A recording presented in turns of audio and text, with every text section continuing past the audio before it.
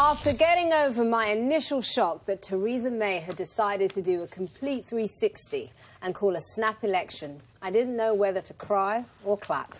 Cry, because if the polls and political analysis is to be believed, this could spell the end of the Labour Party as we know it. Clap at the sheer political shrewdness of Mrs May. Unfortunately, Jeremy Corbyn played right into Theresa May's perfectly manicured hands. By not taking a clear pro-Europe stance, he has made the Lib Dems the party of the 48%, a position they do not have the infrastructure to fully accommodate. As a lifelong Labour supporter, it pains me to say the current shadow cabinet does not look like a government in waiting, and Jeremy Corbyn certainly does not instill confidence in me or the electorate.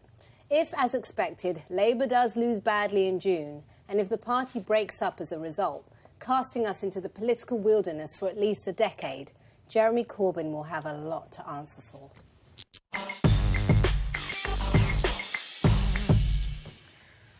So, June, yet again, I find myself agreeing with you. This is all very strange, honestly. I actually agree with what your synopsis of the Labour Party is, and I find it really sad. It's sad. Because for me, I've not mentioned it before, I'm sure, but I'm from Hull, and it's born, and it's really hard to understand if you're not like this, but you're born and bred Labour, and it is instilled. It's just instilled into in you your at a young DNA. age. Yeah, it's the same. And it's black and white. It's Labour is for us, the working people, and Tory are for the posh people. That's how it is. No, but it's not even necessarily said. It's just understood. And it is within it's like a tribe and it's like a loyalty. So if you talk to people and they'll go, I'm Labour, I vote Labour, they don't even stop and think why. They don't even stop and think, how's Labour affecting them? They just vote Labour.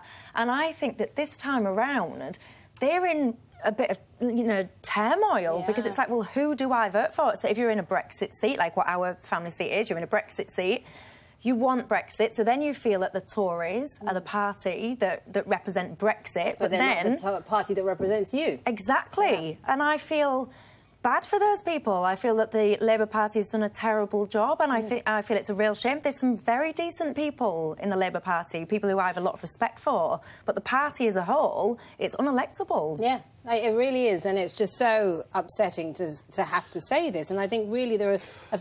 Go on. I'll come up with another view.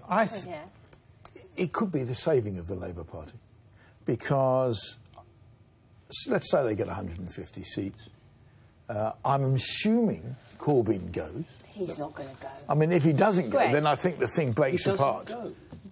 But on the Friday, June the 9th. Let's look at what we're dealing with here, Nick Ferrari. This is a man who literally 90% of the PLP said we have no confidence in, and he still stayed. Does this look like somebody who listens? No, but a hammering defeat in the election. I don't know. It's hard to imagine any self-respecting right now, leader. I don't know.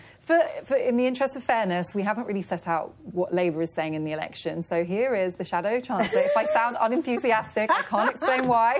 John McDonnell setting out Labour's strategy for the election. Let's hear what he has to say.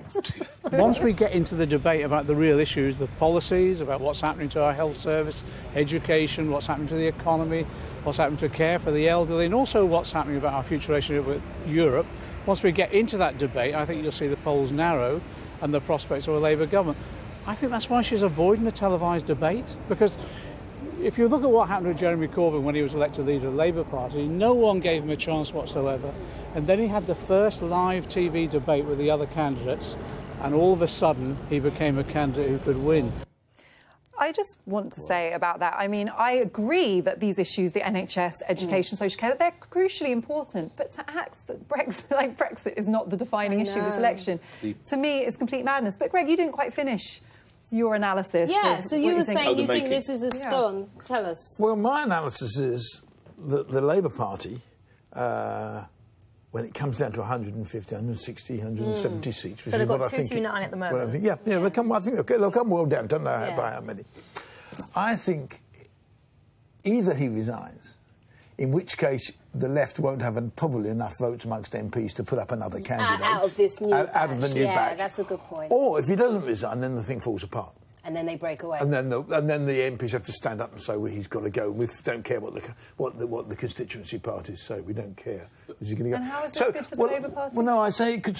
Because he could get rid of Corbyn. It gets rid of Corbyn 3 years earlier than they could otherwise have got rid of him. This is a very expensive way to get rid of Jeremy Corbyn, because the result is going to be that it will be interpreted validly, really, by Theresa May as a ringing endorsement for her Brexit strategy, which it isn't. It's just that people feel they can't vote for Corbyn. And that's life. June. C'est la vie. We are where the Labour Party is where it is, and that is, it's got a guy leading it who doesn't have the who's unelectable, doesn't have the confidence of his own MPs, and certainly doesn't have the confidence of a lot of members of his party. June, you are a talented journalist and broadcaster, but I noted from your introduction to this conversation that you said that Labour could be set for a wipeout. You know that Labour's set for a wipeout, and what I take from that clip, which you introduced from the Shadow Chancellor, like it was double physics homework. I've never seen such reluctance. Oh, here he is. These are the people that you used to endorse. What I take from that, which I find truly frightening, is that the once great Labour Party, because it was, phenomenal success that it was, is effectively pinning its hopes on a TV debate against Theresa May. And that's the best they've got. And by the way, on the debate, I think she's absolutely right. Why should she do the debate? Why should she do the debate? They're not going to get it. All right, but the argument from those in the Labour Party who sees this is an opportunity is they say, look, the Tories were down at 140 seats not that long ago. You know, when Blair was in power and Blair, they were down to 140-odd seats. This is about renewal. And took a lot of leaders, though, Greg. But, how many leaders? Sure. No, but don't forget, back to what I was... Sorry, Greg. Back to the point of before the break, what I was saying, that there are a lot of people within the party to answer for the current situation we're in. Obviously, David Miliband is one of them, and David is a friend of mine, and I can say this. I think, he should have probably stood earlier. And had he stood before and maybe challenged Brown, I think we might not be in this situation, because I think he actually could have beat David Cameron in an election. But he still could come back. And actually, I do think there's an appetite for him. So if he came back, if what you're saying is right, Greg, and there's a new party and he comes back, I think that in itself could... Do you think the party would let him? Well, the new party would. No, but the trouble is you've got to get a seat. I mean, somebody would stand down. Let's look carefully at whether Ed Balls stands again in a decent seat this time. Because if Ed Balls stood in a decent seat after Strictly, he's now a popular figure. National treasure. People love him. No. You're discounting the membership of the Labour Party, surely, aren't you? And that's why that Mr Corbyn enjoys this position of strength, which Greg has quite rightly what Greg is saying is if this split. But where do they all go? Where do these other people who are currently... Do they just vanish into the mists, do they? Well, Jeremy Corbyn has had all this support. I mean, I was one of the people who supported his bid for the leadership, by the way. Yes. I had the utmost respect for Jeremy Corbyn as a backbench MP, as a campaigner, as a politician of integrity. I still give him that. And I really resent this narrative that we heard from John McDonnell, that everybody who is now criticising Jeremy Corbyn is part of this kind of right-wing conspiracy to keep him out of power. This elite. It's nonsense. A lot of people gave him a chance. He messed up. He's not been an effective leader. We've had basically no opposition. So it's time for him to step aside and for new people to come in. And I just find it remarkable that he just won't accept that it's not working. I do think that a lot of people initially supported him, because one of my brothers was a massive, Jeremy Corbyn fan, massive. And when I called him up a couple of weeks ago and said, what do you think now? He was like, honestly, even for me, he just feels like he's going off and doing his own thing and disregarding the rest of the party. Your brother's vote in the Hull election. This is what I need to know. Well, if I'm completely honest... In a family seat, because it is a family seat. In my family seat. Well, I think there's a lot of people that might not vote. I mean, if I stood and my brother didn't vote, he'd be in trouble, obviously. Do you think a lot of Labour people simply won't turn up? I think that's one of the risks that I think, not just Labour, I think one of the risks is that a lot of people will just go, do you know what, A, I can't be bothered to do this again, B, there's no one that even represents me anyway, so C, I'm just going to stay at home. And I think that would be the worst thing that could happen. What's your my family seat is... is